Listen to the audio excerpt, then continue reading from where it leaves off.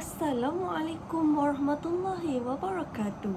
Kalau tidak kerana bintang, tak akan bulan kelihatan tinggi. Kalau tidak kerana pidato, tak akan saya berada di sini. Datang bahtera dari Medan, singgah sebentar di laluan Kerai. Salam Malaysia Madani saya ucapkan kepada warga Dewan Pembuka Tirai. Bismillahirrahmanirrahim. Alhamdulillahirrabbilalamin. Wassalatu wassalamu ala ashrafi anbiya'i wal mursalin wa ala alihi washabihi ajma'in.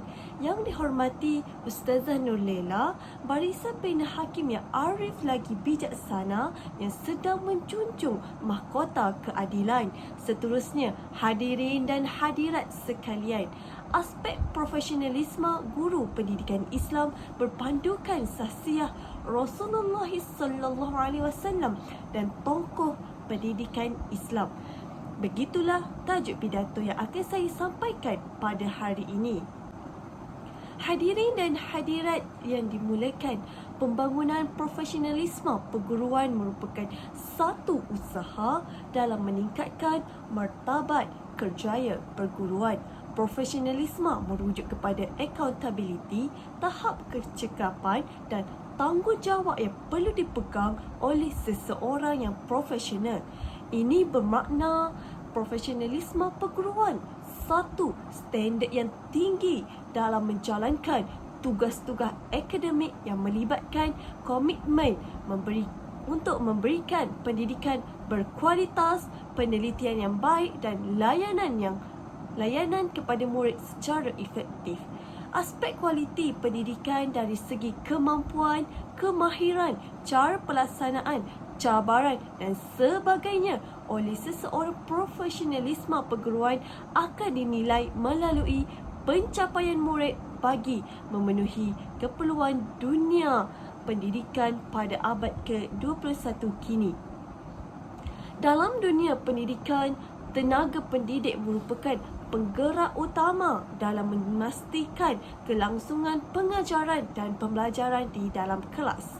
Guru pendidikan Islam atau lebih dikenali sebagai GPI khususnya merupakan sosok penting dalam kalangan guru di sekolah, bukan sahaja bermanfaat buat murid-murid, malah dalam lingkungan rakan sekerja guru yang lain, juga kepada warga sekolah, warga tempatan kerana mereka merupakan tempat rujukan buat masyarakat. Hadirin sekalian, profesionalisme guru pendidikan Islam yang perlu diamalkan adalah akhlak kepribadian terhadap murid-murid. Kepribadian GPI yang berakhlak dapat mengelakkan diri daripada menggunakan hukuman berat atau menyakiti murid. Kepribadian yang seharusnya ditonjolkan oleh guru pendidikan Islam menurut Syekh Ali Murad iaitu penyayang dengan menunjuk kasih sayang kepada para murid, sentiasa menasihati, memberi tunjuk ajar dan tumpuan, memberi galakan juga motivasi, hukuman yang memberi pengajaran tetapi bukan mencederakan murid serta mengalakkan murid berfikir secara positif. Sahsiah akhlak kepribadian Rasulullah sebagai guru boleh dijadikan panduan dalam membentuk akhlak yang mulia. Dalam Al-Quran dinyatakan akhlak Nabi Muhammad sallallahu alaihi wasallam, firman Allah Subhanahu wa taala surah Al-Qalam ayat 4. A'udzu billahi minasyaitonir rajim. Bismillahirrahmanirrahim. Wa innaka ala khuluqin azim. Maksudnya, dan sesungguhnya engkau Muhammad mempunyai akhlak yang agung.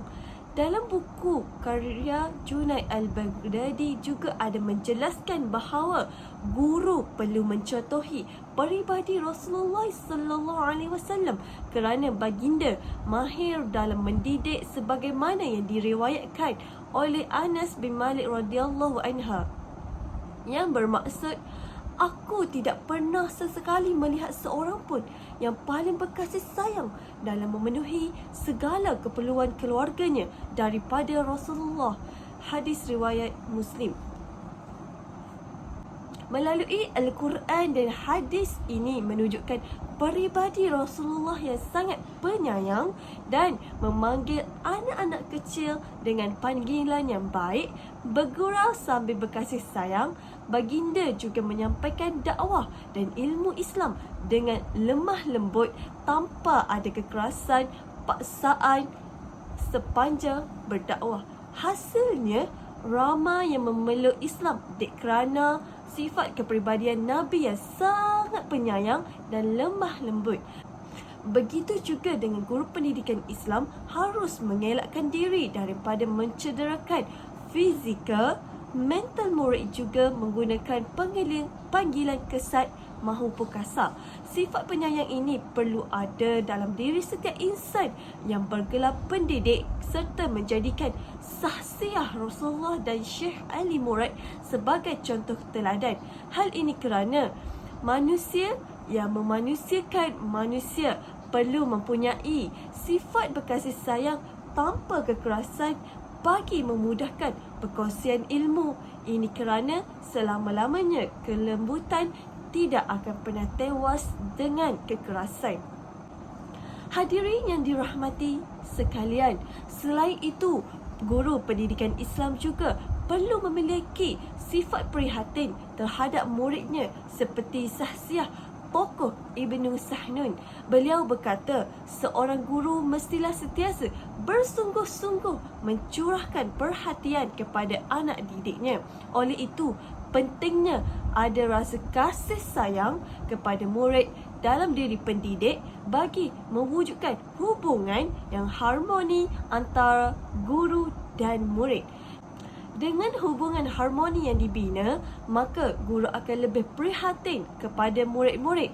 Rasa prihatin ini merangkumi pelbagai aspek seperti memberi sokongan, pemantauan yang secukupnya serta mengawasi tingkah laku murid.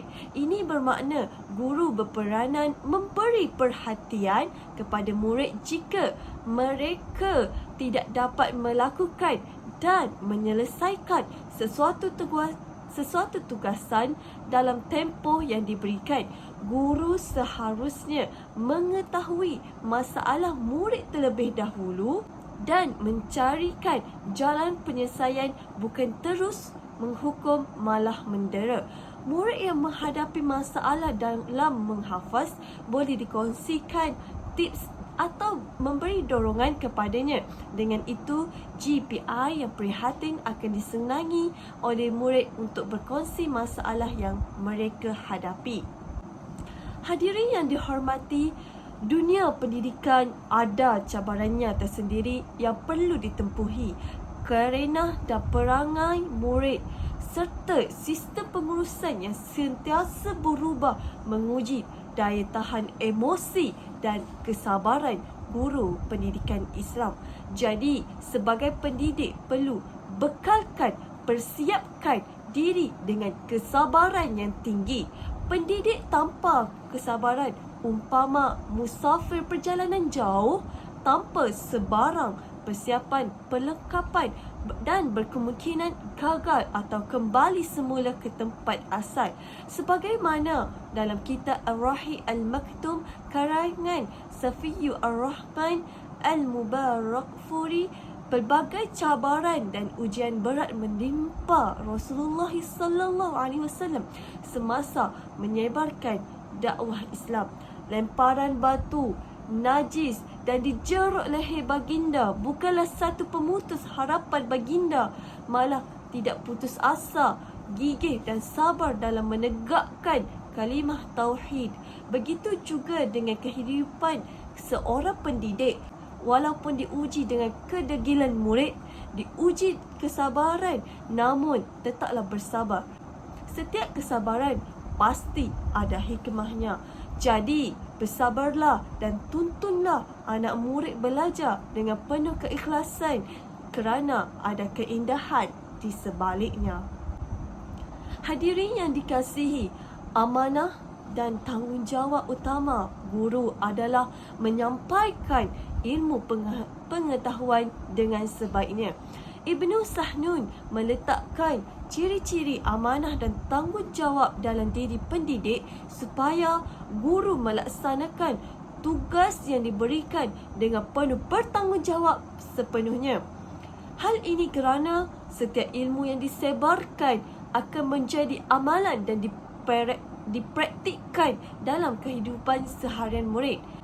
Jadi, bagi menjamin ilmu sampai ke dalam jiwa dan hati murid, ada ketika guru perlu bertegas. Namun, dalam ketegasan ada kelembutan. Hadis yang diriwayatkan oleh Sayyidina Hasan radhiyallahu anha berkata, maksudnya, aku pelihara benar-benar apa yang aku ambil dari Rasulullah sallallahu alaihi wasallam, iaitu tinggalkanlah segala apa yang membimbangkan kamu dan pergilah kepada apa yang tidak membimbangkan kamu.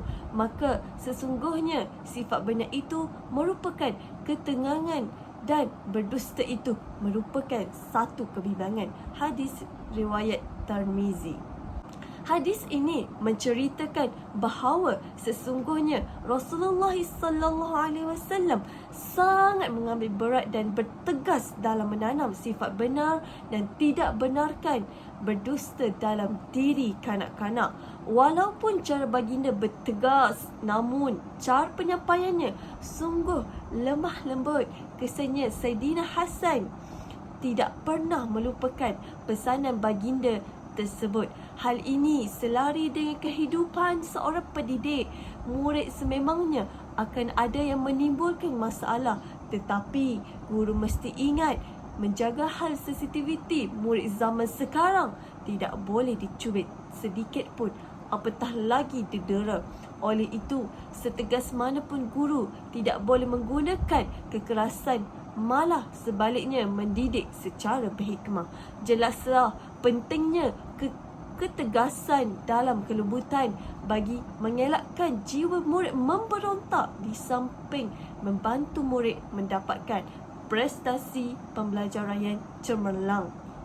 Sebagai penutup tirai wacana ilmu kita pada hari ini, kesimpulannya, profesionalisme perguruan perlu dipenuhi oleh semua guru, tidak kira guru pendidikan Islam maupun sebaliknya. Profesionalisme guru harus dijadikan panduan utama dalam membentuk kepribadian, pengamalan ilmu, motivasi dan kemahiran dalam setiap pendidik, sekaligus sahsiah Rasulullah sallallahu alaihi wasallam dan tokoh-tokoh pendidikan Islam juga perlu dititik beratkan bagi membentuk diri pendidik yang disegani dan dihormati. Sekian, Assalamualaikum warahmatullahi wabarakatuh.